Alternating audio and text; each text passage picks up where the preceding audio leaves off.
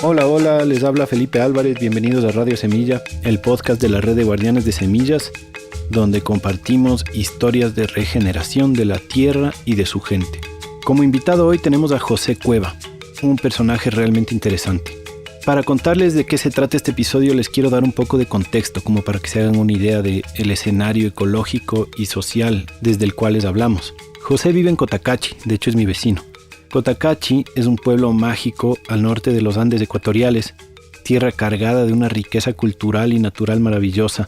Es un cantón bastante extenso que tiene una parte andina en las faldas del volcán Cotacachi, también conocido como la Mama Cotacachi o Huarmi Rasu, que es el nombre en quichua, que significa mujer de nieve. Y hacia el lado occidental del volcán está el Valle de Intag, la parte tropical que forma parte del ecosistema del Chocó andino, un bosque nublado con una biodiversidad maravillosa, muy amenazada por proyectos de minería a cielo abierto, de lo cual hablaremos en la segunda parte de esta conversación. José es, a mi parecer, una de las voces más lúcidas para ayudarnos a entender las amenazas de la megaminería y en general del modelo extractivista en el Ecuador y en toda la región. Cultiva café en el Valle de Intag, en un sistema agroforestal del café Resistencia. No alcanzamos a conversar de esto en el episodio, así que les cuento un poquito por aquí, porque en Intag, para luchar contra la megaminería, tuvieron que construir alternativas, no fue suficiente oponerse. Y esas alternativas fueron el turismo comunitario y el cultivo de café de altura agroecológico, en lo que José se hizo experto, y puedo dar fe de que su café es realmente espectacular.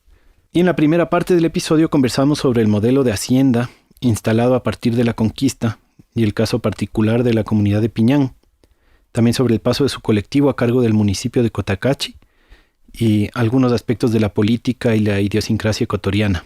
Bueno, como dije antes, también hablamos del modelo extractivista, la historia de la minería en el Ecuador, lo cual nos llevó al modelo energético global, entre otras cosas. Bueno, les recuerdo que visiten nuestro portal educativo, Madre Semilla, para acceder a varios cursos relacionados con la regeneración y la permacultura. www.madresemilla.com. Y aquí va la conversación con José Cueva.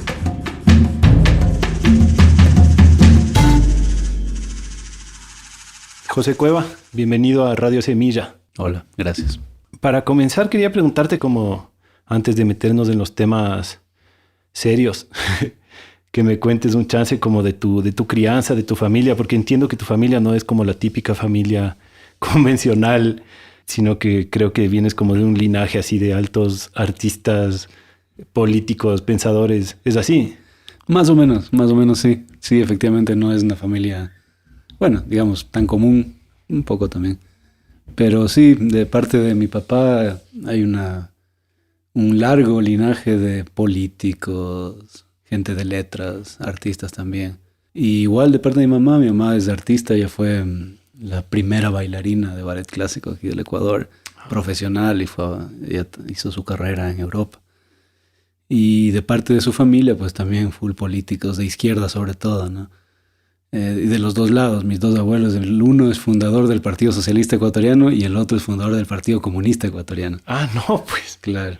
Tremendo linaje. Sí, y por todos lados políticos, así. Pero sí, esa es, digamos, la herencia. Mi papá fue también militante del Partido Comunista, pero renegado del Partido Comunista, se abrió de eso. Y también fue un artista, ¿no? Él fue pintor, periodista.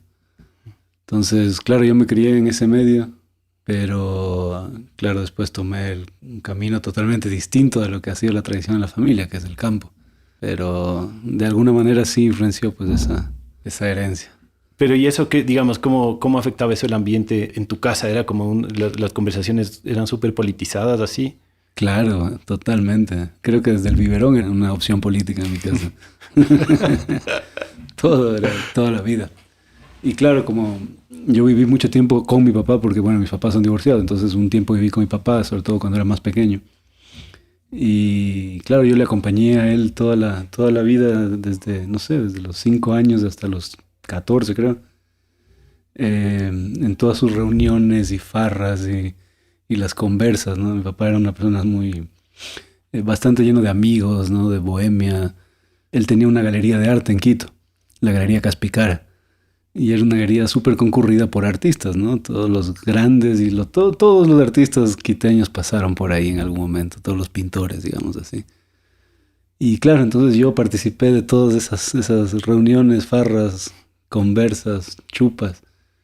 Y me nutrí bastante de eso también, ¿no? En Quito principalmente. En Quito. Pero también tienes en Guayaquil algo de tu infancia, ¿o no? Claro, más la adolescencia, ¿no? Desde los 14 más o menos viví en Guayaquil hasta la universidad. Terminé la universidad allá. Claro, otro mundo totalmente distinto, ¿no? Más bien Guayaquil fue el cambio a un mundo más bien frívolo. En los colegios de allá lo que pude vivir fue como medio un choque, ¿no? Entre la vida que tenía yo en Quito y de repente en Guayaquil, en un medio totalmente arribista, frívolo, medio fiero. Y tú no seguiste la vida política, te fuiste al campo, pero medio terminaste en la política después otra vez, ¿o no? O sea, el hecho de irse al campo era una opción política también, ¿no? No política de la vida política partidista del país, pero de alguna manera es una opción que la tomé conscientemente, que era, pues eso, romper con la vida en la ciudad, con lo normal, digamos así. Y también que la ida al campo era con una causa, ¿no? Que era todo el tema del proceso sociopolítico de INTA, ¿no? Vinculado a la resistencia contra la minería. Y fue, digamos, eso lo que más me motivó a irme a vivir a INTA. De hecho, yo ya vivía en el campo, vivía algunos años en una finca, una granja orgánica. Bueno, eso más un poco, digamos, siguiendo la idea de la carrera que yo estudié, que fue agronomía, que era la idea de trabajar en agricultura, pero siempre vinculado a estas cosas nuevas, ¿no? Y que también son una opción política, que era en ese caso, en ese momento, la agricultura orgánica. Pues en la universidad no conoces nada de eso, todo es la línea convencional, agroquímicos, matar. Y con una orientación súper empresarial sales de la universidad, a trabajar en bananeras, en florícolas, ¿no? Y montarte tu negocio. Y más bien yo lo que hice fue, recién saliendo de la universidad, más bien meterme a trabajar en agricultura orgánica para recién aprender la agricultura, que fue lo que hice, y estuve 2 años en la finca con el Pacho Gangotena. Y esa fue, digamos, la verdadera universidad de agricultura, así concretamente. Porque ahí te das cuenta que en la universidad realmente es poco, al menos de agricultura no se aprende en la universidad. Un chance, la teoría, cosas así, pero no gran cosa. No gran cosa realmente, comparado con lo que aprendes ya en la práctica. Entonces sí, yo administré la finca esa durante 2 años y también me encargué de una buena parte de las ventas. ¿La del Pacho? Sí, la feria de Sangolquí hacía yo. Fue un buen aprendizaje, en la práctica de todo lo que es la agricultura, de hortalizas, de abonos, de asociaciones, rotaciones, cosas que ni de lejos te dan. Al menos en la época que hice universidad, eso era totalmente chino. Que era más como qué cultivo cuadra con qué químico y cómo se desarrolla la agroindustria. Claro, o sea, en la universidad es súper lineal, o sea, suelos. Entonces te dan toda la teoría de los suelos. Malezas, toda la teoría de las malezas y cómo matarlas. Y así por el estilo. O sea, cultivos tropicales, entonces te daban teoría de café, cacao, banano, punto. Ya. Pero ya en la práctica es otra cosa, totalmente. Y eso todos lo saben, todos los que han estudiado agricultura pasaron por eso. La prueba de fuego que es la vida real después, ¿no? Así que eso, y entonces ya desde ahí fue como una opción política dedicarme a la agricultura orgánica, sabiendo que ahí no está la línea del negocio de la agricultura, ¿no? Finalmente todo el mundo que estudia agricultura, al menos de mi generación, de mi clase de la universidad, de la ESPOL de Guayaquil, la gran mayoría fue a trabajar en bananeras. Pocos los que vienen de clases acomodadas, que tenían haciendas, cosas así, se dedicaron a hacer agricultura. Y la gran mayoría terminó de vendedor de agroquímicos o de tractores. Y otra gran parte se abrió totalmente a la agricultura porque, o sea, si no eres empleado de una gran multinacional es bien difícil, bien difícil. Bueno, y los hacendados, eso sí. Pero bueno, por eso yo me fui a la agricultura orgánica a ver qué había por ese lado. Y los hacendados mismos tampoco es que viven tanto de su agricultura, ¿no? O sea, no sé bien cómo es la realidad en el Ecuador de los hacendados y de su realidad económica, pero de lo poco que he conocido no es que dependen sus ingresos porque venden, qué sé yo, trigo, ¿cacha? La agricultura claro. no es rentable en realidad, ¿o sí? No, el modo de producción de la hacienda serrana no tiene absolutamente ninguna rentabilidad. Esa hacienda fue rentable porque explotaban la mano de obra indígena, una mano de obra casi esclavizada, ¿no? Una especie de sistema semifeudal, que es lo que es la hacienda tradicional de la sierra.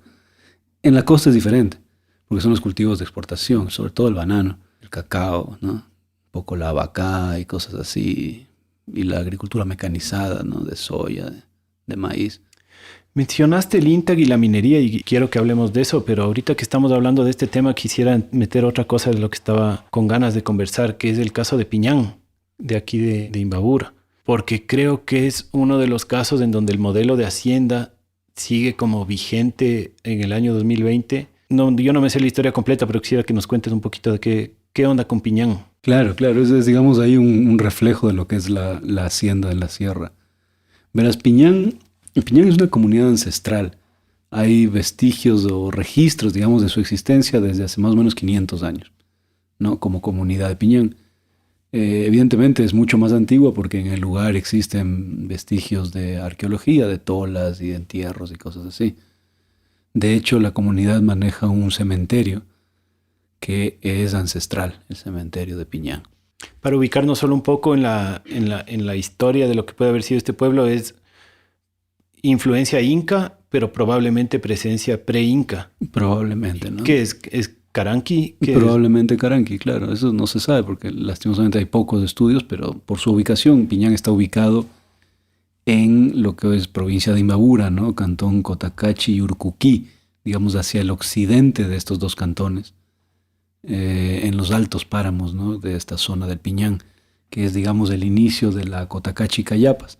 Ahí empieza la reserva el Parque Nacional Cotacachi Cayapas, en esta zona alta del Piñán, donde hay dos complejos volcánicos importantes. El uno es el del Cotacachi, ¿no? Que está ahí en pleno Piñán. Este volcán tiene alrededor 4 domos, si no me equivoco, grandes. Y el otro complejo volcánico es el Llanaurco, que incluye Chachimbiro, toda esta zona de las aguas termales de Chachimbiro, y está el Llanaurco con 2 grandes montañas también.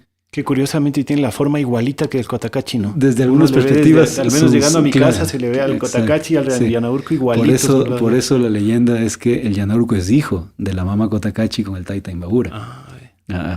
Y hay más volcanes ahí en esta zona, ¿no? O sea, aparte del Llanaurco y sus 2 compañeros, que es el Cerro Negro y el Chimborazo. Hay uno que le llaman Chimborazo porque también se parece bastante, pero es chiquitito. Hay otro que se llama el Pilabo y el Pulumbura. Y hay otro más que no me acuerdo el nombre en este momento. Todos son volcanes, ¿no? En esta zona. Y es una zona, aparte de volcánica, con una gran cantidad de lagos, ¿no? Es un humedal bien grande y hay el lago de Piñán, que es una laguna bien grande, y varios otros pequeños. Entonces esto es Piñán. Y esta comunidad de Piñán, básicamente se trata de pobladores que trabajan para la gran hacienda de Piñán.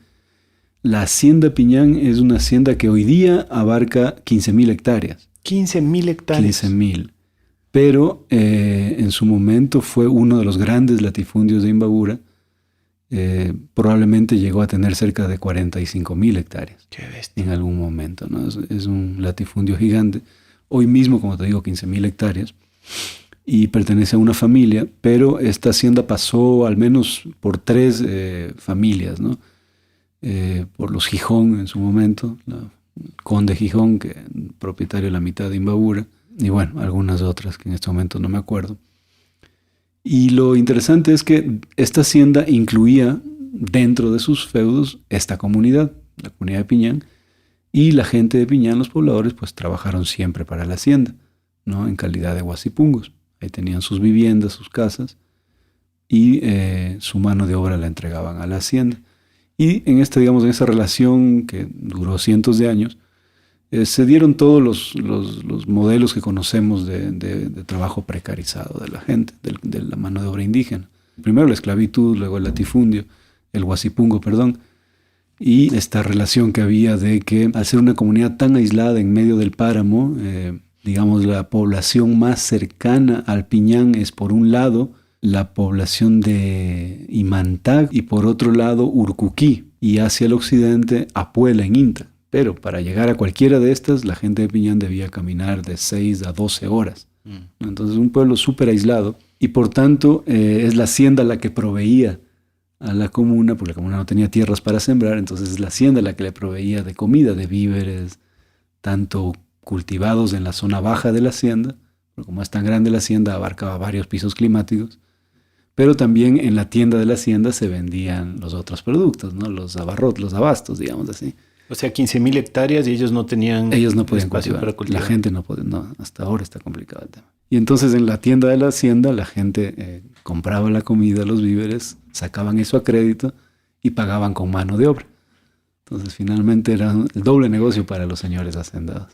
Esclavitud, pero además con ingresos. Con ingresos. Claro, como los voluntarios gringos que vienen pagando para trabajar. Claro, qué bestia. Entonces, bueno, esta hacienda cambió de dueño. La última vez que cambia de dueño fue en el año 73 o 74. A los 2 años de que había sido declarado Parque Nacional, toda esta zona. Cambia de dueños, familia Gijón Barba la vende a la familia Solís. El que la compra, el señor Solís, no paga por la hacienda inmediatamente, hace un acuerdo de compra-venta, se compromete a pagarla en 6 meses. A todo esto la gente nunca se enteró, los comuneros no se enteraron ni de que fue declarado Parque Nacional, ni de que se vendía la hacienda. Y entra este señor, recoge todo el ganado suelto que había por el páramo, vende el ganado y paga la hacienda. Muy interesante cómo se hizo de la hacienda. Y entonces la comunidad vio cómo otra vez fue vendida, ¿no? Como coloquialmente se dice, con todo e indios, se vendió la tierra cuando ya era un parque nacional. Entonces desde ahí, justo en ese momento que la gente se entera de esta situación, hace ya casi 50 años, imagínate, empieza una lucha fuerte por la tierra de la comunidad de Piñán. En ese momento, astutamente, el nuevo dueño de la hacienda divide a la comunidad y a un grupo de la comunidad le regala una parte de la hacienda. Un pequeño predio en la zona menos apta, digamos, para cualquier cosa, en unas pendientes de fácil 70%. Así. Ya, ahí les regala una gran extensión, gran entre comillas, se entendería que fue unas 300 hectáreas más o menos, a la mitad de la comuna de Piñán. Entonces hace esta primera separación de la comuna, físicamente lo separa. Y luego, como ya la lucha seguía creciendo, la presión de la comuna hacia la hacienda para que les reconozca la tierra, a esta otra parte de la comuna les regala otro pedazo en un sector que se llama Contrahierbas, que es lejísimo, o sea, de donde están asentados, por lo menos 2 horas más a pie, hacia más arriba de la montaña, en pleno páramo, una zona totalmente inhóspita. Entonces la comunidad en un principio acepta esto, con la condición de que el dueño les iba a construir una carretera para llegar hasta allá, y se comprometía con trasladar la escuela que estaba en la comuna de Piñán a este nuevo lugar y cosas por el estilo. Lo cual no se cumplió, rápidamente no se cumplió en los tiempos que estaban acordados, entonces la comunidad no se movió de donde estaba. Y se quedó asentada en el vallecito de Piñán, del río Piñán, y emprendiendo una serie de acciones de lucha para recuperar esa tierra, ¿no? Para que se les entregue la tierra. Esa tierra, la que está en el valle del río Piñán, que es la tierra más fértil de todos estos páramos, es un pequeño enclave, tal vez la parte más baja de estos páramos, donde medianamente se puede hacer algo de agricultura, básicamente habas, ¿no? Algo de papas. No, Estamos hablando de 3.000 metros, algo así. 3.400 metros. ¿No? O sea, no es una zona muy apta para la agricultura, más para ganadería. Antes de ser declarado Parque Nacional, era una de las principales ganaderías de Imbabura, ¿no? Los toros de Piñán eran famosos en cada corrida de toros y cosas así. Quesos, leche, bastante salía de ahí. Probablemente había algo así como 15.000 cabezas de ganado. Con el Parque Nacional le exigieron al dueño ir reduciendo ya el ganado suelto en el páramo.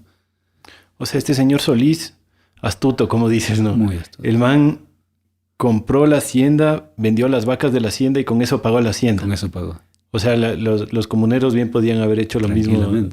Tranquila. Ellos lo pudieron haber hecho en cualquier momento. En cualquier momento. Claro. Y después agarra y les divide físicamente las 2 mitades, les hace pelearse entre ellos, me imagino. Claro, sobre todo que el rato de dividirlos físicamente, de trasladar una parte de la comunidad a este otro sector que se llama Guananí, le quita fuerza a los que estaban reclamando el valle, ¿no? Ya los de Guananí se fueron, digamos, entre comillas, conformes a estas nuevas tierras, en división con el resto de la comunidad, porque la comunidad decía, no nos dividamos, no vayan a esas tierras que no son aptas, no es lo que queremos aquí en el valle.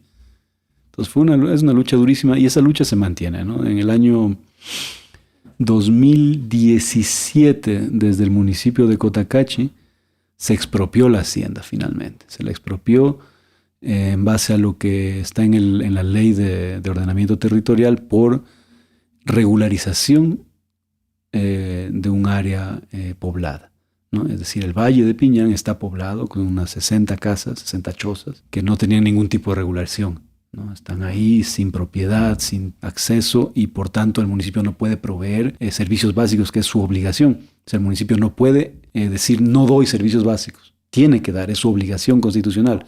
Pero para dar tiene que regularizar la tierra. Entonces el municipio procedió a regularizar la tierra, expropia 200 hectáreas de la hacienda y la entrega a la comunidad.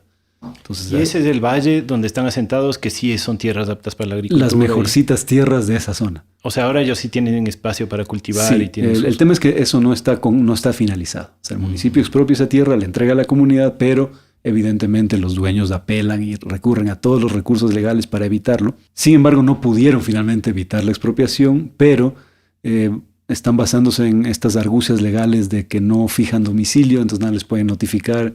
¿Quién está? La dueña de la empresa, que ahora es la compañía Piñán se llama, ¿no? Que es del hacendado. No fijan domicilio, entonces el municipio no tiene dónde notificarles, por ejemplo. O el juzgado no tiene dónde notificarles. Siguen siendo astutos. Mucho.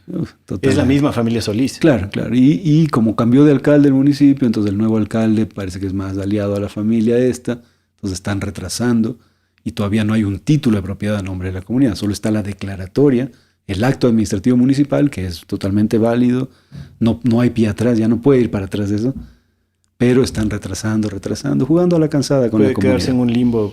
Está en el limbo, ¿no? Está ya 2 años en el limbo, 1 año y medio, y puede estar quién sabe cuánto tiempo más. Qué mierda, loco, es lo típico de que cambia un alcalde y se jode todo. Así es, un desastre. Y a nivel nacional pasa lo mismo y así, claro. Cada elección se trunca la mitad de los procesos. Claro, o sea, es que todo está diseñado para que no se cambie nada realmente. Es muy poco lo que se puede hacer desde un municipio. Yo te digo eso, te estoy contando la experiencia de lo que yo pasé en el municipio, ¿no? Yo me fui a trabajar al municipio de Cotacachi en el 2014, estuve hasta el 2018. Con muchas ilusiones me metí a ese trabajo. Nunca fue mi intención meterme a la política partidista ni nada. Un poco nos vimos obligados a eso por Correa, es un capítulo aparte el tema, pero nos vimos obligados a entrar en esa vaina electoral y ganamos. Lastimosamente ganamos el municipio de Cotacachi y me metí a la dirección de planificación con muchas ilusiones de hacer cosas así, de romper con la tradición y hacer cosas realmente diferentes. Pero una vez estando ahí, o sea, tienes tantos frenos y tantas correas y cadenas que no dejan avanzar, que realmente el 70% del tiempo se iba en estupideces, en tramitología burocrática innecesaria. Pero vámonos metiendo en eso nomás, pues. ¿Cómo es que se ven obligados a buscar el municipio? Bueno, verás, la zona de INTA viene en esta otra lucha por la tierra, que es la lucha en contra de la minería, desde hace 25 años, ¿no? Más o menos el tiempo que me fui a vivir a INTA. Y claro, en ese tiempo, digamos, en esos 20 años que transcurrieron entre 96, bueno, hasta digamos que hasta el 2010 más o menos, cuando ya entra el correísmo con toda la fuerza, la comunidad de INTA que expulsó al menos a 3 transnacionales, ¿no? Primero fue la Mitsubishi, luego fue la misma Codelco de Chile y luego la Ascent Copper de Canadá. Las 3 empresas entraron con todo el favor del gobierno, con todos los apoyos y arreglos que les daban los respectivos gobiernos, cualquiera que era. Digamos, eso empezó creo que en la época de Rodrigo Borja o de Bucaram, luego siguió con Maguad, luego siguió con Lucio Gutiérrez. Y en todas estas épocas la comunidad logró frenar a la minera y expulsarla del territorio. Digamos, no una lucha de flores y mariposas, o sea, se fue muy duro. La comunidad llegó incluso a quemar los campamentos de la Mitsubishi y de la Ascent Copper también en algún momento, a enfrentarse, ¿no? En el año 2007 hubo una invasión paramilitar a la comunidad de Junín, organizada por Ascent Copper, por el gobierno. Como 120 personas contratadas para invadir Junín. Paramilitares.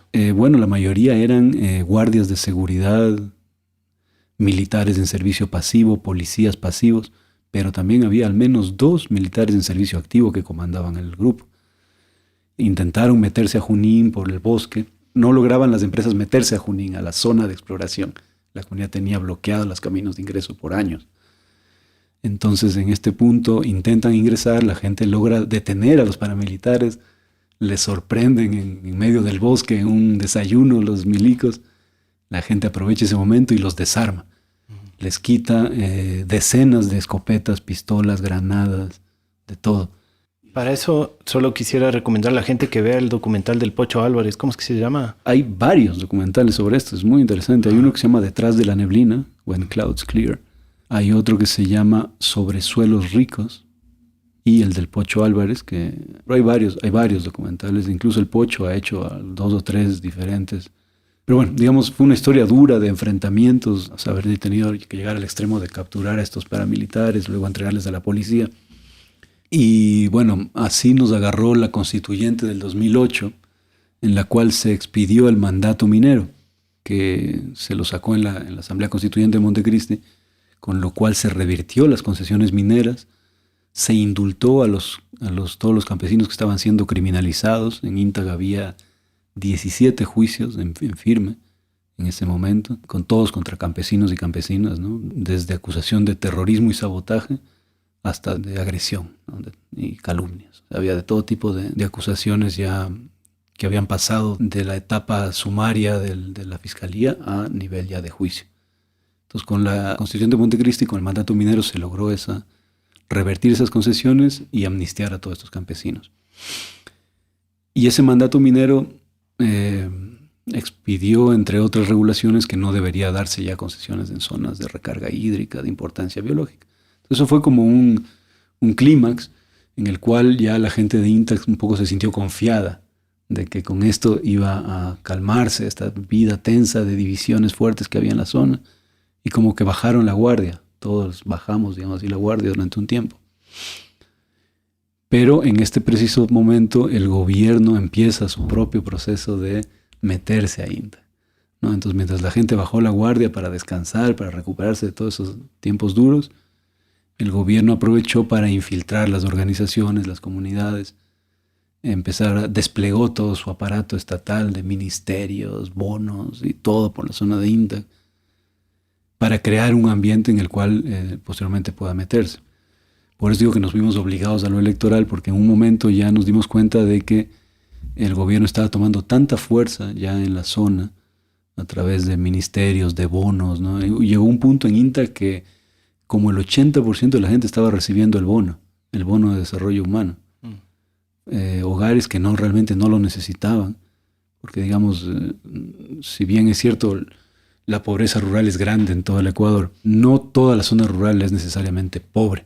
Probablemente sí hay carencias, ¿no? En cuanto a servicios, a calidad de educación, salud, vialidad, etc. Pero de todas maneras, la gente tiene tierra en algunos lugares, tiene su ganado, sus cultivos, su medio de vida, ¿no? No es una pobreza extrema que necesiten un bono. O sea, estaban ganándose la aceptación, digamos, de la generalizada. Entonces, al tener, imagínate, el 80% de la gente recibiendo el bono, es que la cosa estaba dedicado, ¿no? Y como te digo, infiltraron las organizaciones, metieron gente a las casas prácticamente con voluntarios, ecologistas que venían a ayudar, a colaborar. Y en algún momento el mismo Correa decía, cuando se intentaba que los planes de desarrollo, de ordenamiento territorial de los cantones sean participativos y recojan lo que la gente estaba planteando de cómo debería organizarse el territorio. Y ahí la minería no cuadraba.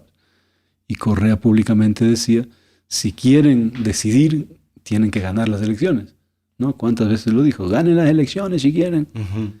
Entonces ahí digo, nos vimos obligados a ganar las circunstancias a llegar a este nivel de gobierno que era, en este caso, juntas parroquiales y municipio.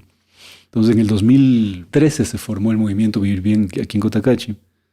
Yo personalmente nunca estuve de acuerdo, no quise ser parte de eso desde un principio, no le veía el tema electoral, la salida. Le veía más peligros que posibilidades. Pero al final fue una decisión colectiva de meternos en esto, entonces nos metimos. Y claro, en el 2014 se ganó la alcaldía de Cotacachi y se ganaron varias juntas parroquiales en Intac y en Cotacachi. Yo diría, haciendo una evaluación ya pasado 2 años de que dejé el municipio, que realmente no fue positivo, no fue un espacio en el que se pudo hacer lo que quisimos hacer. ¿Pero algo lograron o no? Muy poco. O sea, bueno, demostramos que se puede hacer mínimamente un gobierno municipal decente, ¿no? Sin corrupción, sin esas cosas, destinando la gran cantidad del presupuesto a cosas importantes como sistemas de agua, sistemas de tratamiento de aguas residuales, desechos sólidos, dándole un impulso a la cultura, por ejemplo, verdadero, desde abajo. Pero digamos que todo eso, que se podría decir los logros que fue esas cosas, desde mi punto de vista son absolutamente limitadas y yo no me sentiría orgulloso. Es decir, esa es la obligación de un municipio. Es decir, mientras unos dicen, es que nosotros hicimos 30 sistemas de agua. No, era nuestra obligación hacer 30 sistemas de agua. Debimos hacer 60, no 30. No, es que los alcantarillados, sí, pero hicimos unos alcantarillados que contaminan el río. ¿Me entiendes? O sea, eso no es lo que yo quería hacer. Yo quería hacer sistemas de tratamiento biológicos, alternativos, no meter cemento por todas partes. Y al final lo que se hizo fue meter cemento por todas partes, porque así está diseñado. O sea, la traba, digamos, el colectivo era auténticamente honesto y tenía auténticamente buenas ideas de cómo hacer la cosa, pero al ejecutar le toca meterse en este sistema. ¿Cuál es el sistema? ¿Dónde está la traba? ¿Qué es lo que te obliga a meter cemento en vez de tratar biológicamente? A ver, bueno, ahí ya estamos un poco en problemas, pero el tema es que, por un lado, no todos estamos en la misma onda de buscar modelos alternativos al desarrollo, ¿no? Eso ya depende de las personas. Es decir, en el movimiento pensábamos que todos estábamos en la misma onda, pero ya cuando estás ahí te das cuenta que para algunos el desarrollo sí ha sido nomás del cemento. O sea, ahí empezaron problemas internos, digamos, ¿no? De visión. Para nosotros nunca, para el movimiento de INTA, digamos así, nunca pensamos siquiera que la alternativa a la minería debería ser competir con las empresas mineras o con el gobierno en hacer obras más grandes o más duras, más grandes de cemento y cosas así, sino que había que trabajar, según nuestra manera de ver, en las cosas tal vez más pequeñas, de menor escala, pero más sostenibles, ¿no? El tema de la agroecología, el tema de mercados locales, cosas de ese tipo. También pensábamos algunos que el tema de la lucha a la minería desde el municipio debía ser enfrentada con más presupuesto directo a esas cosas. Pero una vez que estás ahí adentro, por un lado lo que te digo, y por otro lado, pues todo el sistema legal que existe para los municipios es un desastre. O sea, es un desastre. Esas leyes que han hecho, especialmente en la época correísta, son terribles. El sistema de competencias, en el cual el municipio tiene asignadas competencias constitucionales y otras competencias solo pueden ejercerse de manera concurrente, es decir, pidiendo esa competencia a quien la tenga y poniendo plata. Entonces era súper complicado meterse a cosas importantes para el municipio, como lo que estoy mencionando, el tema de la agroecología, de mercados locales, de cosas fundamentales para el territorio. Y en cuanto a esto de las obras, de los sistemas de tratamiento de aguas residuales y todo eso, ¿qué te diré? Yo lo que siento después de esto es que hay todo una visión, un modelo, ¿no? Un ADN cuadrado, es un bloque que tienen los ingenieros en su cabeza, un bloque con varilla y concreto, que no pueden ver más allá. Entonces todo el modelo de contratación de obras públicas te obliga a tener estudios firmados por ingenieros, y quienes construyan, no solo quienes hacen los estudios, luego quienes construyan tienen obligatoriamente que ser ingenieros.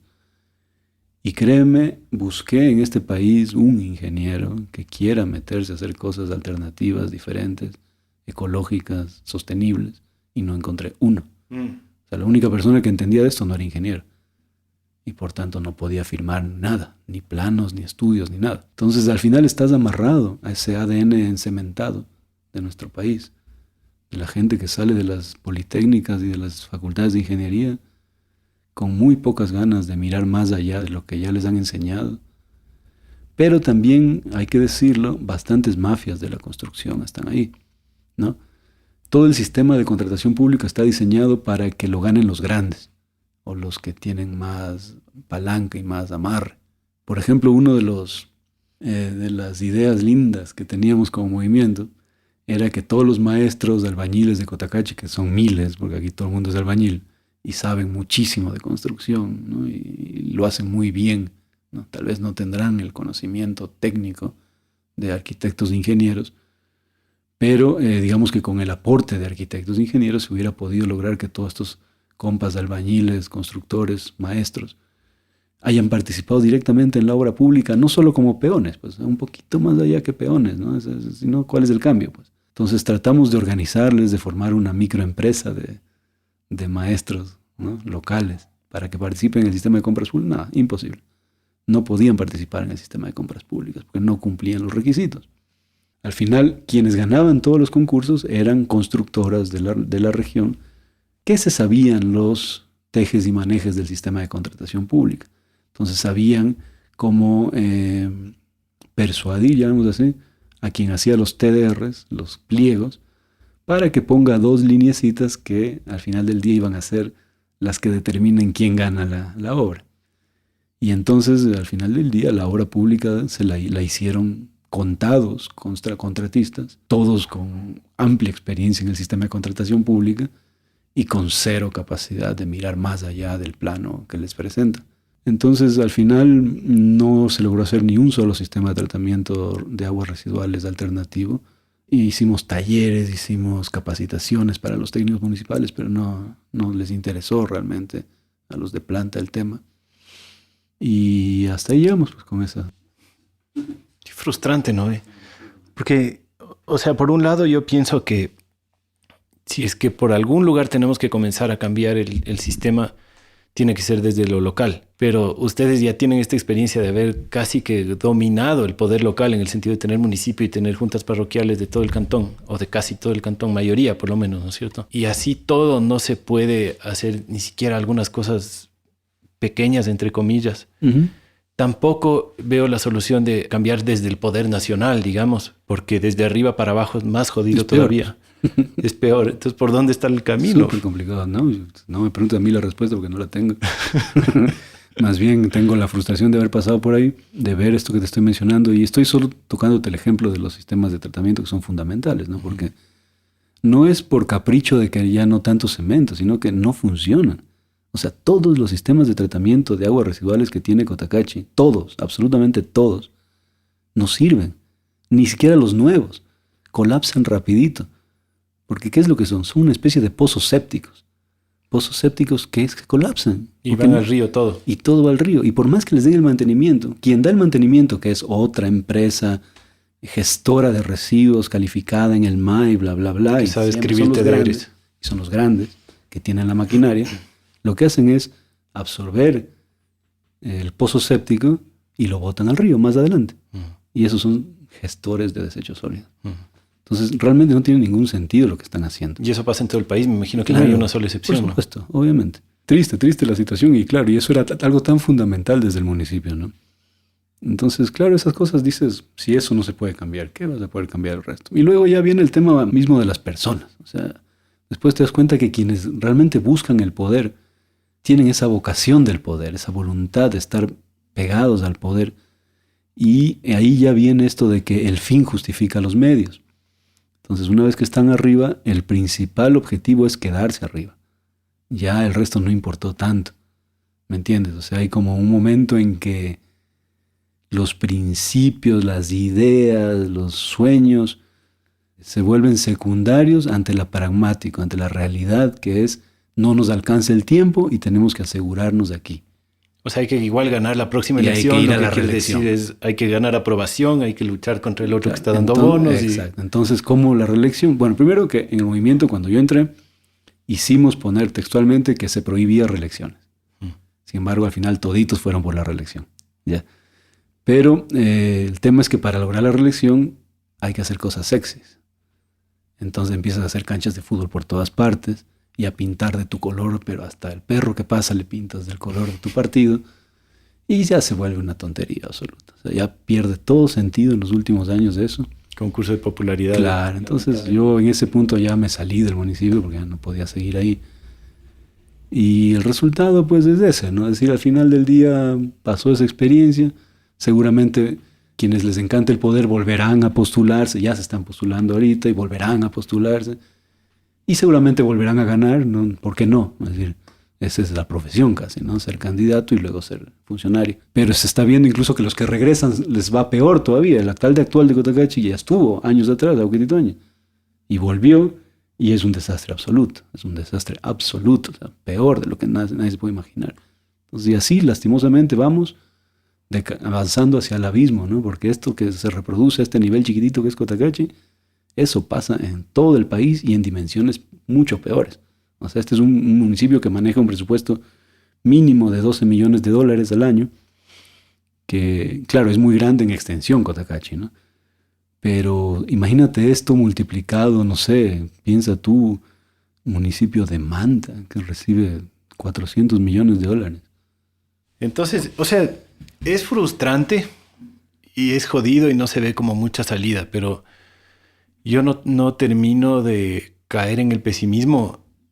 O sea, si bien no veo por dónde es que puede salir esto bien, lo que estoy pensando es cómo es que tal vez la solución es más local, ¿cacha? O sea, más adentro de cada uno, adentro de la casa de cada uno. La otra vez pensaba que ¿cuántos practicamos una democracia en la casa, ¿cacha? O sea, ¿cuántos en verdad tenemos un sistema en la casa en donde no hay una dictadura o donde no hay un totalitarismo, ¿cacha? Donde los hijos no son simplemente, qué sé yo, digamos, que hacen lo que los papás dicen que tienen que hacer y punto.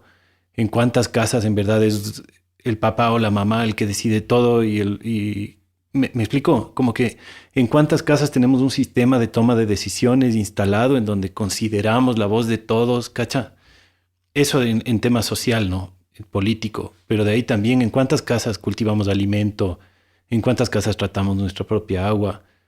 Y quizás la solución comienza por ahí, ¿no? O sea, que es a lo que yo le apuesto con mi familia, mi casa y con la red de semillas, que de alguna manera creo que es en donde se amplía este colectivo de gente que dice, no, o sea, cultivemos alimentos regenerando el suelo, lo que cagamos le convertimos en suelo otra vez, no sé. Y quizás desde ahí comienza la solución, que tal vez por lo menos, si es que no lleguemos a tener un impacto político de que, qué sé yo, de que a través de la democracia gobernamos alguna ciudad, por lo menos cuando todo colapse habrá alternativas vigentes, ¿cachai? Propuestas que existen y funcionan.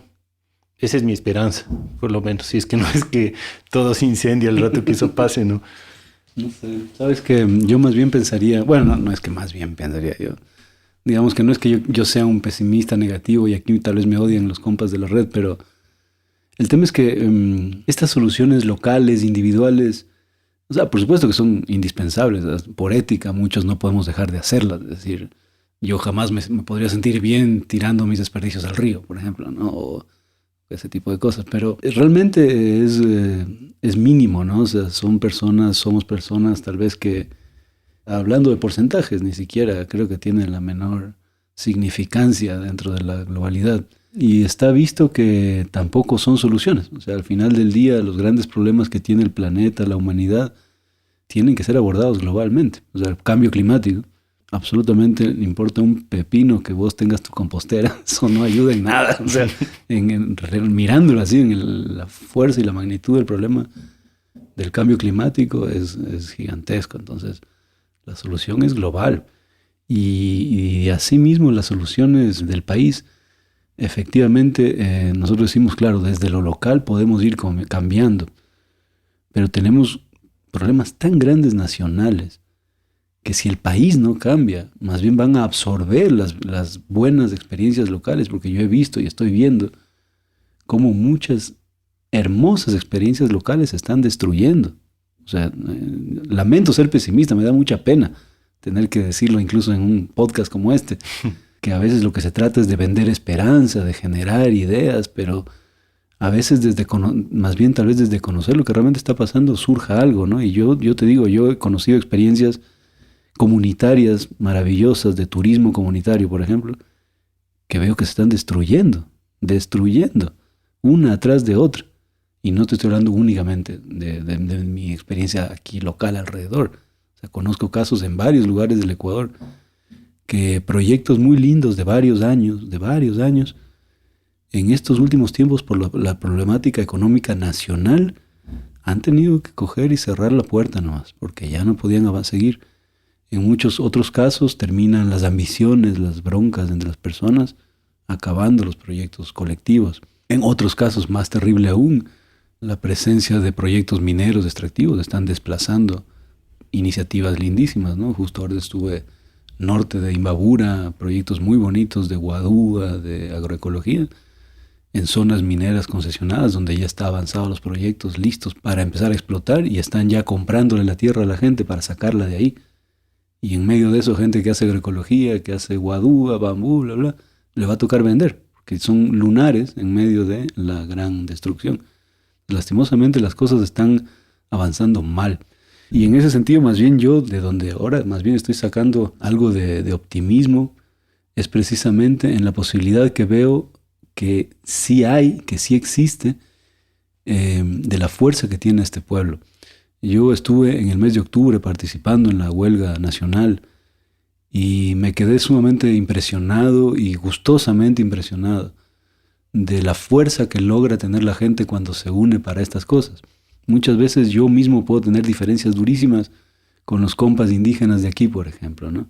Durante mucho tiempo mi parecer es que el movimiento indígena se dejó cooptar feísimo en la época de Correa, se dejó dividir tristemente, pero cuando lo que les une es más allá de esos intereses de los dirigentes, de las cúpulas, de los movimientos, y cuando ves a la gente, todo el mundo, todos juntos en una sola asamblea, tomando decisiones o proponiendo cosas o peleando por objetivos comunes, es una fuerza impresionante que se nutre de esa misma dinámica de la huelga. Y yo sí pude ver al poder temblando. Yo vi al poder nacional temblando, sentándose a negociar con el movimiento indígena, firmando lo que les decían porque te firmaban cualquier cosa en ese rato. Y yo sé que es duro pensar que por ahí va la solución, pero yo no creo que hay otra. Es decir, ahorita tiene que venir un rompimiento brutal del sistema nacional, y esto tiene que pasar en todo el mundo además, porque de nada sirve también un solo país, y eso es una historia antigua, ¿no? Trotsky mismo decía que la revolución es mundial, y efectivamente, o sea, y vimos cómo empezó a contagiarse, ¿no? Chile, Venezuela, Colombia y España y luego Estados Unidos, y solo esta pandemia ha logrado frenar las cosas, apagar de alguna manera ese fuego gigante. Pero ¿cuánto tiempo más podrán tenerlo apagado? Porque finalmente la pandemia, sea o no real, bueno, es real, evidentemente la hay, pero el manejo de esta pandemia es bastante sospechoso cómo lo han manejado, coincidentemente muy beneficioso para apagar esos fuegos, ¿no? Pero no sé cuánto tiempo más lograrán apagarlo, porque los problemas estructurales cada día están peor. Es decir, la pobreza está creciendo gigante en todas partes a nuestro alrededor, es terrible la situación. Ahí justo leía que el Ecuador está en su peor momento desde que se está haciendo la medición del PIB. Nunca ha estado tan mal. Es decir, no estamos produciendo. Y esto va a tener consecuencias durísimas, aquí y en todas partes. Entonces yo creería que es verdad que las soluciones locales son necesarias, porque si no, ¿de dónde vamos a sacar ejemplos para lo nuevo que se tiene que venir? Pero el cambio va a tener que ser fuerte, fuerte. Si no, no le veo por dónde yo, lamentablemente. O sea, el problema es que cómo se canaliza esa fuerza y ese movimiento del pueblo o de la base difícilmente es auténtico a lo que el pueblo en verdad está haciendo, ¿me explico? O sea, siempre se va a decantar en unos pocos que van a decir, sí, todo este pueblo está conmigo. Claro, no, ese es el problema. Eso es real y vigente. Habrá que ir rompiendo con eso, con los liderazgos, porque el problema es eso, los liderazgos. Cuando hay un líder, hay un engaño, hay una corrupción ahí. Entonces la cosa va a ser tratar de que buscar esa forma de pensamiento colectivo, de decisiones colectivas, de liderazgos colectivos, y ir haciendo a un lado a los líderes. Esa es la única opción para que la revuelta popular tenga futuro. Si es que la revuelta popular es luego canalizada hacia un liderazgo, o peor aún, cooptada por un liderazgo, se acabó, hasta ahí llegó. Eso sí está claro, esa es la historia. Anarquía, dices tú. Claro, de ley. ¿Y cómo visualizas tú un pueblo anárquico? Digamos así, que en verdad rompemos con la democracia y vivimos en anarquía. ¿Cómo funciona? O sea, ¿quién toma las decisiones? ¿Quién conserva los parques nacionales? Porque he vivido la Asamblea Popular. O sea, yo la he vivido. Aquí en Cotacachi se vivió mucho tiempo la Asamblea Popular para muchas cosas, ¿no? Y teniendo un poder que toma decisiones. Y pese a eso, la Asamblea logró canalizar muchas veces el sentir, la necesidad, el interés colectivo para forzarle la mano al que firma prácticamente, digamos así. Entonces, yo sí creo en la Asamblea Popular. Yo sí puedo imaginarme una sociedad gobernada por todos, ¿verdad? Es decir, sin el representante, sino directamente, ¿no? Por la democracia directa. No, yo creo que sí, o sea, yo tengo fe. Yo cuando escucho, cuando veo a las comunidades en sus asambleas, que eso se ve mucho por acá, Es realmente esperanzador ver cómo la gente va voluntariamente a las asambleas, discuten horas de horas, tomando decisiones, y todo se daña el rato que le entregan al dirigente la responsabilidad de hacer las cosas. Entonces está claro que la asamblea funciona, pero el rato que delegan se jode todo. Entonces hay que pensarlo en eso, ¿no? En la asamblea, en la toma de decisiones colectivas. Lo mismo que decías antes, ¿no? El problema es que termina todo el movimiento real en un papel y ese papel lo redacta quien mejor sabe redactar el papel. Claro, entonces sí, hay una asamblea que dijo un millón de cosas, pero hay uno que dice, sí, esta asamblea dijo esto. Dijo lo que yo pongo. Lo que yo quiero que pase. Si es que eso no superamos nada, no estamos jodidos. Qué cagado que Claro. Oye, quiero, con esto de la minería que estábamos hablando, solo cerrar ese capítulo con un panorama de cómo está la cosa ahora, porque entiendo que ahorita mismo están entrando, no sé si coincide, pero no sé si es a propósito, que justo declaran un estado de excepción y comienzan a entrar en los territorios, a abrir caminos y hacer exploración minera, ¿no es cierto? ¿Cómo se llama este lugar que están entrando? Recién me llegó un mensaje. En Río Blanco. En Río Blanco.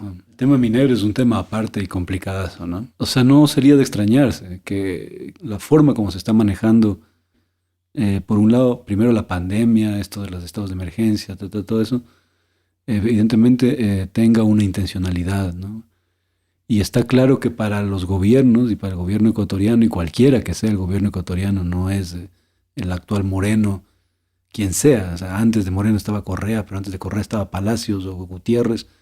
Todos los gobiernos buscan la minería porque es lo más fácil, ¿no? Echar mano de los recursos naturales es lo más fácil.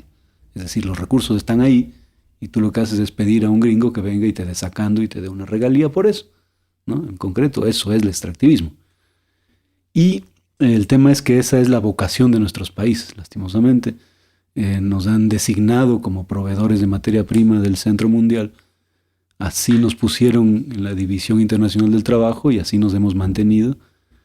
Hemos desarrollado un ADN extractivista, entonces nuestra gente, nuestro país, en términos generales, no la ve sin explotar recursos naturales. O sea, es muy común escuchar a la gente decir, ¿y ahora qué? Se nos acaba el petróleo, ¿y ahora qué hacemos? Entonces se ha logrado calar muy al fondo este tema del extractivismo en la sociedad y evidentemente los gobiernos no tienen la menor opción, la menor idea de qué hacer si no es recurrir a esto. Y esto es una teoría económica fundamentada en el Ecuador, es decir, si tú conversas con economistas liberales, así se llaman los de la derecha, ¿no? Ahora se llaman liberales, no entiendo bien. Pero si tú hablas con cualquiera de los economistas de la derecha del país, el extractivismo, no sé, es loco renunciar a nuestros recursos. Pero hablas con la izquierda, con los economistas de izquierda, y dicen, el derecho del pueblo es acceder a sus recursos naturales. Y como gobierno no puedes renunciar a la riqueza. Entonces, finalmente, el pensamiento extractivista y el modo de vida, digamos, este modo de vida colonizado que tenemos, ha calado profundamente en la academia. Y entonces quienes salen de ahí a gobernar, a tomar decisiones, no lo ven para nada raro el tema de la minería, lo ven como necesario. Algunos dirán como un mal necesario, y ya, hasta ahí llegamos. El tema y lo grave de este tema de la minería es que es como ya el último paso del extractivismo mundial. Ecuador siempre ha sido un país proveedor de materias primas. Toda la vida, toda la historia del país ha sido así. Siempre hemos sido un exportador de recursos naturales, digamos desde que somos república, ¿no? El cacao es un producto de la biodiversidad, pero lo que se está exportando es la fertilidad, ¿no? Lo que se exportó durante como 80 años que duró la época cacautera fuerte, se exportó la fertilidad de la cuenca del Guayas, básicamente fue eso lo que exportamos en forma de cacao. Y eso fue lo que de alguna manera reguló la economía del país durante todo ese tiempo, ¿no? Entonces los precios internacionales del cacao subían, el país le iba bien. Bajaban, se iba todo al cuerno y venían las revueltas, revoluciones, matanzas y todo eso. Claro, es que la agricultura química es un extractivismo también. Básicamente sacar el suelo y convertirlo en plata. Sí, sacar agua y fertilidad natural y venderla afuera, ¿no? No la recuperan. Entonces eso fue lo que marcó, digamos, la economía del país en la época cautera. Luego en los 50 llegó el banano, misma historia. Pero ya en los años 70 llega el petróleo y ahí cambia la historia en el sentido de la magnitud que implica el extractivismo. Porque cuando era el cacao, cuando era el banano, digamos que está restringido, digamos, a las áreas donde se cultiva y nunca su productividad y su rentabilidad es tan grande. Es decir, el Ecuador sí seguía necesitando de otros sistemas productivos en auge, ¿no? Entonces, mientras se daba el banano, era necesario fomentar también el café. Y entonces Ecuador llegó a ser quinto productor mundial de café y al mismo tiempo era primero de banano. Entonces, de alguna manera se dinamizaban varios renglones de la producción. Pero ya cuando llega el petróleo es tan grande y tan fuerte la magnitud de este recurso que sucede lo contrario. Ya no se empieza a fomentar otras líneas de la producción del país y todo cae en picada, absolutamente todo, ¿no? Y el petróleo se volvió, digamos, la savia o la sangre del país, pues. A partir de los años 70, ¿no? Ya son 50 años de país petrolero. En los años 70 nos vendieron este mismo cuento que lo escuchamos ahora, de que ahora sí vamos a salir del subdesarrollo con el petróleo. Ahora sí vamos a ser un país del primer mundo. Y eso fue una verdad innegable. O sea, eso se convirtió en verdad a la fuerza, al punto que le hicieron pasear por la Plaza de la Independencia al primer barril de petróleo escoltado por militares y todo, ¿no? Bien al estilo milico y ecuatoriano, ¿no? Pero eso que parece chistoso se fue cargando a dos pueblos que desaparecieron totalmente, Tetetes y Sanzaguaris, se acabaron. Tenemos la más grande destrucción ambiental probablemente de Sudamérica en la cuenca del Napo, ¿no? Que es lo que Texaco no ha pagado un centavo y no va a pagar. Al contrario, nosotros estamos pagándole a Texaco por las injurias que hemos cometido. Y 50 años después no sirvió el petróleo para salir de la pobreza, al contrario. Estamos peor probablemente. Se cumple, digamos, lo que ya está teorizado. Es decir, no te estoy diciendo nada inventado.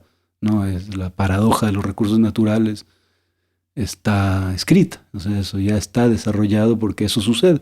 No es un misterio. Todos los países que han basado su economía en los recursos naturales terminan empobrecidos, endeudados, con niveles gigantescos de corrupción, de autoritarismo, con ejércitos sobredimensionados que no cumplen un rol, sí, pero son gigantes y tienen el poder de las armas.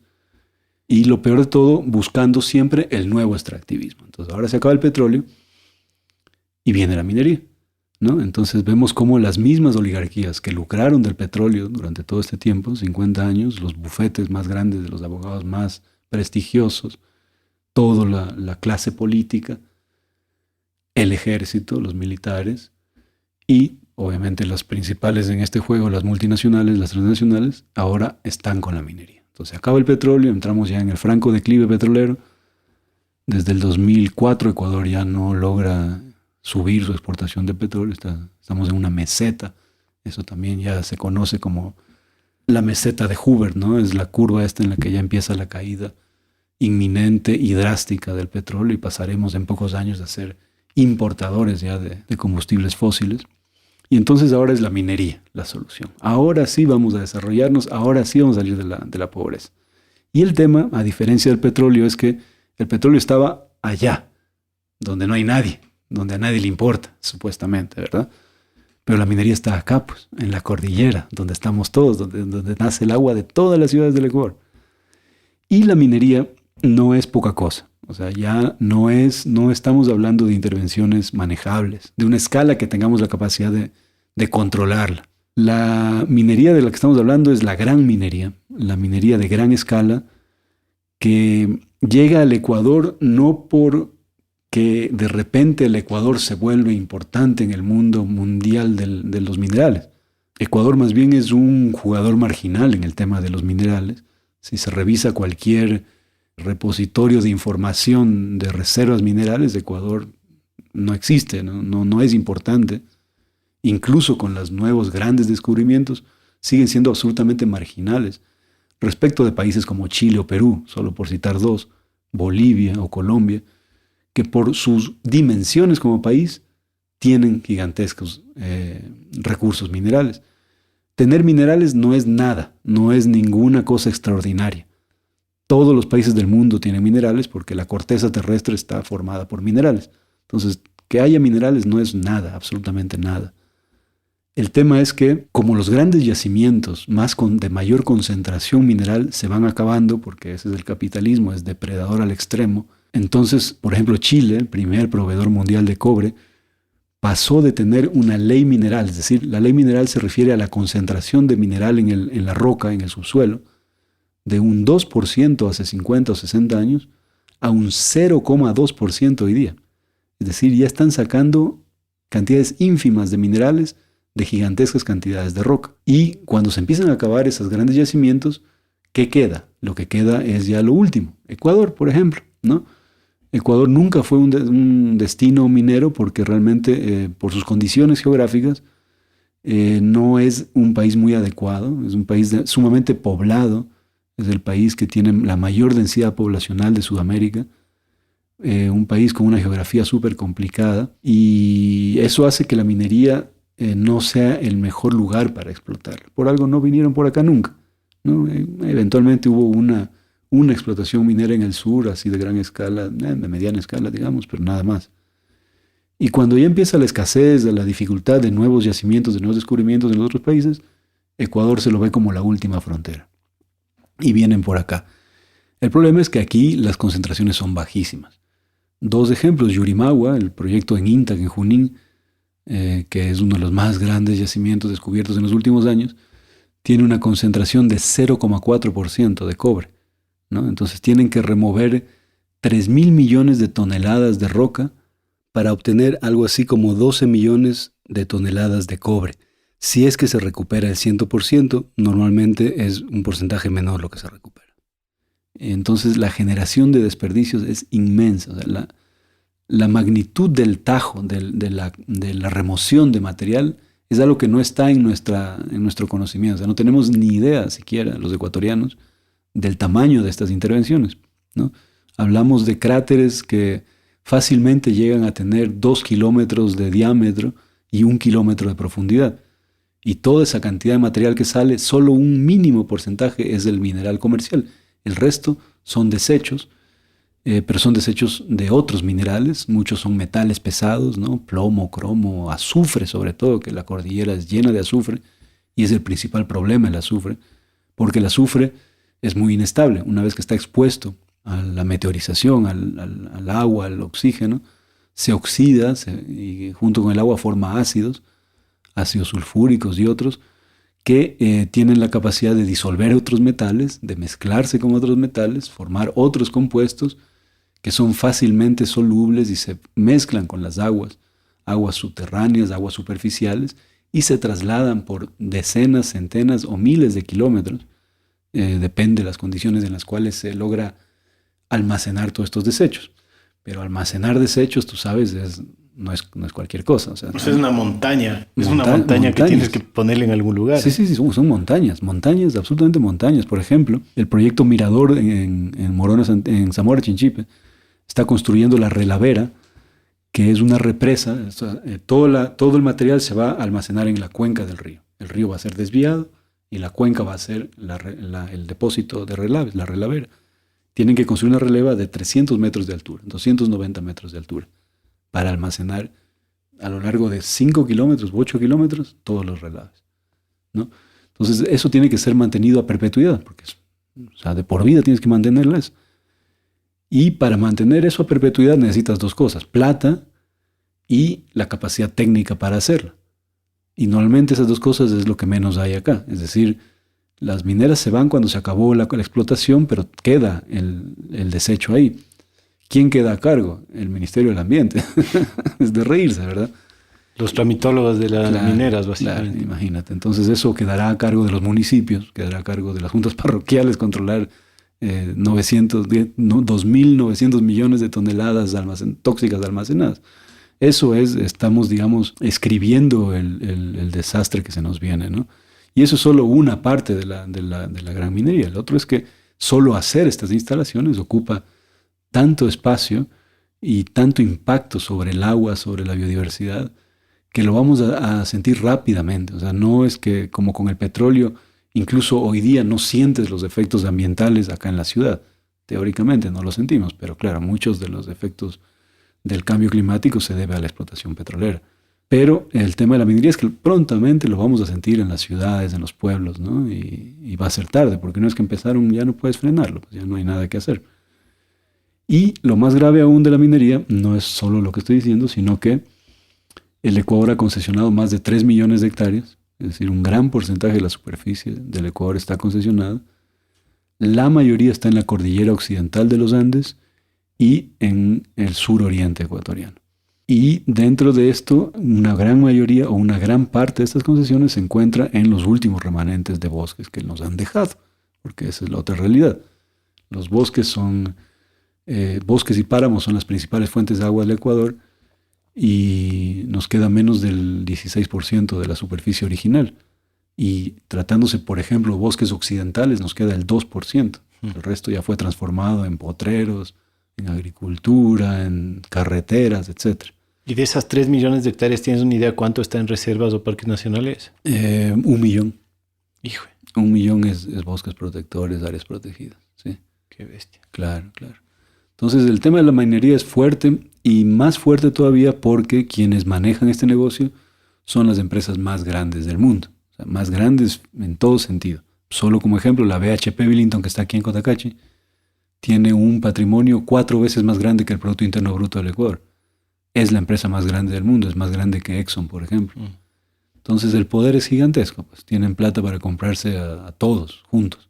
Se enfrenta a algo grave el Ecuador, se enfrenta a algo grave, se ve como algo inexorable, que ya no hay cómo pararlo. Y yo pensaría que sí hay cómo. O sea, que si no logramos parar eso, ya ¿para qué? Yo tenía entendido que en eso sí tuvieron ciertos avances cuando estuvieron en el municipio aquí en Cotacachi, que lograron hacer como una declaratoria de territorio libre de minería a nivel de todo el cantón. Y algo lograron frenar, ¿no es cierto? Pero eso fue casi una declaración nomás, pues, ¿no? El municipio declaró al territorio libre de minería. Se creó el área protegida Intactoizán, el ACUSMIT, que incluye todas las zonas mineras. Pero digamos que no, pues son decisiones del gobierno, o sea, esas avanzan nomás. Y todas las leyes están hechas para que el municipio no tenga ningún tipo de injerencia. Pero todavía está la consulta previa como requisito. Existe. Está en la Constitución la consulta previa, libre e informada para pueblos, nacionalidades y la consulta ambiental para todo el país. Y la consulta popular, finalmente, es la otra opción que existe, convocada por los GATS. Eso podríamos hacer desde un GAT y no lo pudimos hacer porque Correa modificó en ese momento la Constitución y prohibió que los GATS recurran a consultas populares por esos temas. Eso se le cayó a Correa luego, o sea, ahorita ya se puede consultar. Cuenca está haciendo la consulta. Fue aceptada las 5 preguntas que van a hacer. Entonces, claro, esa es la esperanza ahorita, que los consejos empiecen a consultar, porque si tú consultas, yo creo que en muy pocos lugares la gente va a decir sí a la minería. ¿Ah, sí? Claro. O sea, Cuenca mismo es ya un ejemplo interesante. Parece que va a ser arrasadora el resultado en contra de la minería. Y Cuenca es una ciudad grandota, donde yo diría es más difícil manejar este tema, porque mucha gente a veces en unos barrios pobres, o en algunos barrios a veces muy numerosos donde la gente está metida en su vida diaria, no se detiene a reflexionar sobre temas de agua, minería, cosas así, y tal vez puedan caer en la propaganda. Y quien tiene plata para hacer la propaganda son las mineras y el gobierno. Es que eso te iba a decir, porque la consulta popular finalmente va a depender de cómo hagan la propaganda, ¿no? Claro, entonces ese peligro hay, pero digamos que todavía como seres humanos tenemos ese vínculo, ¿no? Con el agua, con la tierra, y tenemos esa intuición de saber a tiempo por dónde habrá que ir. Y yo te digo, aquí en Cotacachi se hizo una encuesta, en Intag, no en todo, en Intag nomás. Y era como, pese a que ya estaba en la empresa Codelco trabajando varios años, ya habían contratado a 120 personas, y obviamente eso significa 120 familias más a favor de la minería. Y pese a todo eso, había como un 90% en contra de la minería. Estoy hablando del año 2016. Entonces es fuertísimo. Realmente hay también esa vocación de la gente de cuidar la tierra. Eso sí es especial acá. Y más aún en el mundo indígena. Si tú hablas con los compas del mundo indígena, pese a no estar directamente impactados ellos aquí en Cotacachi por la minería, ven la minería en INTA como una afectación directa para la zona andina. Entonces, si tú preguntas aquí y haces la consulta en Cotacachi, va a arrasar. De ley. Va a arrasar, y en Caguasquí, en Pablo, en todas partes, en todos los cantones. Vamos a ver, pues, qué pasa. Es que además no tiene sentido porque es borrar una montaña, convertirle a una montaña de bosque en una montaña de desechos, pero que además de eso en el mundo va a significar unos cuantos miles de teléfonos más o unos cuantos miles de qué sé yo, de paneles solares, que si se hace o no se hace minería en el Ecuador no va a hacer ninguna diferencia en el panorama mundial del mineral, ¿cacha? Es básicamente para que unas empresas hagan plata por unos pocos años. Absolutamente. Que además, digamos, el análisis económico para el país a cortísimo plazo puede ser medio interesante, pero tampoco, a ti te he escuchado hablar que no es tan interesante tampoco la cantidad de plata que ganaría el país. No solo por la remediación ambiental que le toca hacer después, sino también porque los contratos no están hechos como para que en verdad tengan mucha plata para cambiar la economía del país. Claro, hay un cálculo ya que está ya en firme sobre los grandes proyectos mineros, que los que están en carpeta, digamos así, todos. Y en el mejor de los casos, con todos esos proyectos juntos explotando, produciendo en condiciones así de buenos precios y todo, creo que al Ecuador le entrarían algo así como 800 millones al año. Y eso es lo que se va en un mes de sueldos de la burocracia. Sí, entonces eso es más o menos lo que estamos haciendo, pagando un mes de sueldos de la burocracia. Claro, los economistas te dicen, bueno, pero pues, o sea, 800 millones va a sacar de la pobreza a tantas familias. Todos sabemos que eso jamás ocurre. Mientras más plata le entra al Estado, más pobreza hay. Esa es la realidad, ¿no? Se devalúa, bueno, aquí no se devalúa la moneda, pero entra más plata circulante y lo que la gente hace no es salir de lo que el gobierno hace, no es sacar de la pobreza a nadie, es repartir migajas. Acuérdate que con Correa supuestamente salieron de la pobreza miles y miles de personas, millones de personas, pero era porque estaban recibiendo $50 más del bono de la pobreza y con esos $50 pasaban el umbral de la medición nomás. O sea, era un tema estadístico. Uh-huh. Pero la plata no saca la pobreza. Son otros temas lo que necesitamos acá. Entonces sí, no, la minería ni de lejos. Y dura 20, 25 años y después. Y también ese tema del discurso de cuánta gente sale de la pobreza, que también es un discurso global que es medio mal enfocado, con autores como Steven Pinker, que dicen que la humanidad sí está progresando porque ahora tenemos mucho menos gente pobre, pero en verdad solo es más gente metida en el sistema civilizatorio, digamos. O sea, más gente sacada del campo y metida en un trabajucho que gana $50 y que de pronto ya no es pobre. Y se le considera como un progreso a alguien que trabaja en un barrio pobre de la ciudad en vez de vivir en un campo en donde cultiva su comida, ¿no? Claro. Es un tema. China es el modelo de eso, ¿no? De salir de la pobreza. Creo que 1.000 millones, no sé, una cantidad así estúpida, 300 millones de personas salieron de la pobreza en la última década. Pero son personas que están trabajando 14 horas diarias en unas condiciones de precariedad impresionante, que salieron de la pobreza. Totalmente. El problema que yo veo también es que hay una transición del modelo energético que están abogando estos movimientos de izquierda de salirnos de los hidrocarburos para entrar en la energía verde, entre comillas. Pero es una energía verde que depende de sistemas eólicos y solares que dependen totalmente de la minería. Exacto. Entonces, es falso que haya una energía verde y que son supuestamente los movimientos más duros ambientalistas los que más dependen de la minería. Claro, no, ese es el nuevo cuento. El nuevo engaño mundial es ese. Pues. La transición a la economía, a la energía renovable. No hay tal, en absoluto. Recién leí eso. Si se llega a cambiar solo el 10% de la flota mundial de vehículos, que ya es el límite de la posibilidad física de hacerlo, no hemos suplantado ni el 6% de la producción de energía primaria. Es decir, vamos a seguir dependiendo del petróleo. Así todos los gringos y europeos se compren sus Tesla eléctricos, el mundo va a seguir dependiendo del petróleo fuertemente. Hemos bajado 6%, creo, del pastel.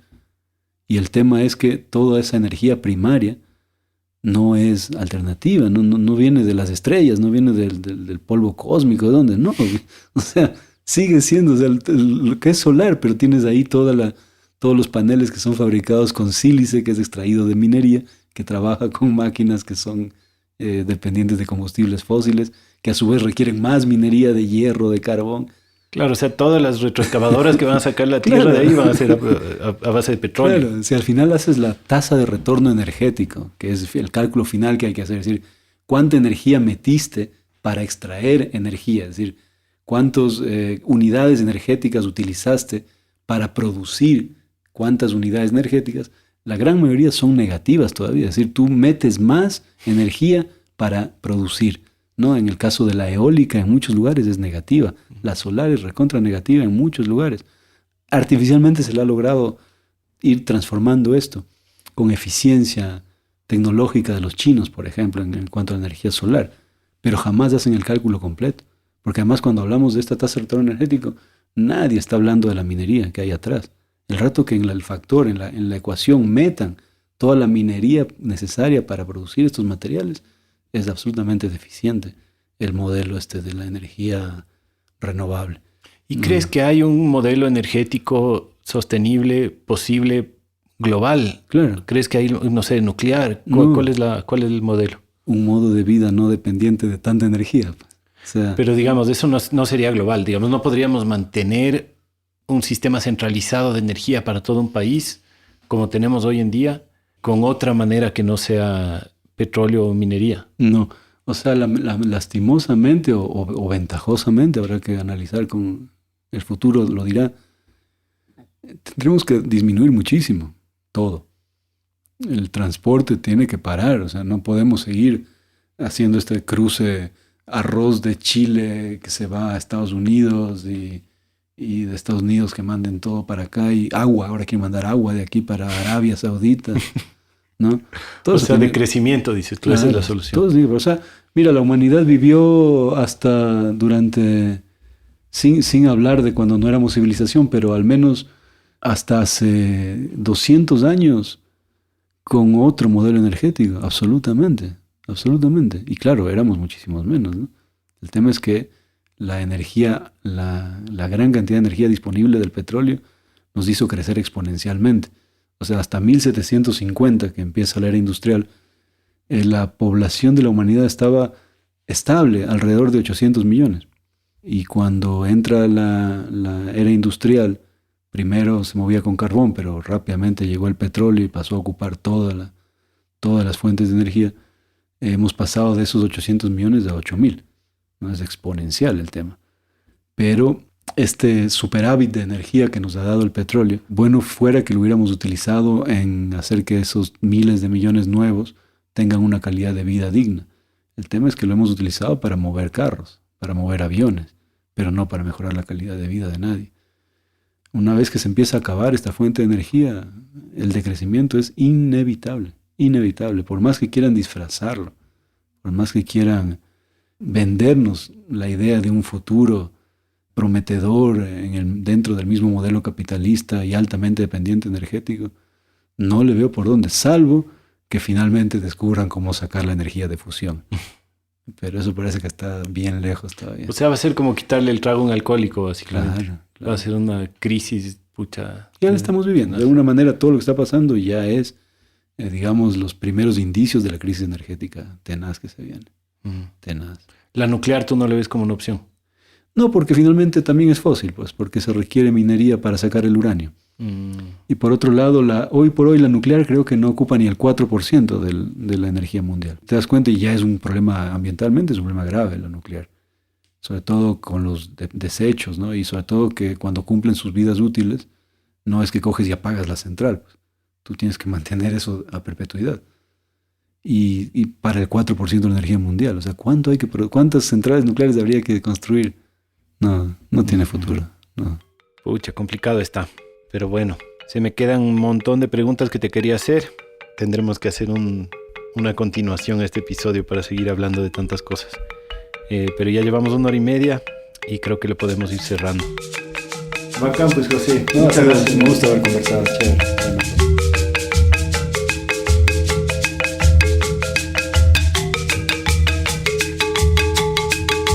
Un agradecimiento muy especial a Chopin Termés, que en un lindo gesto de generosidad nos ha permitido utilizar la música de su producción Ecuatoriales Juyungo. Gracias Chopin y todos los músicos.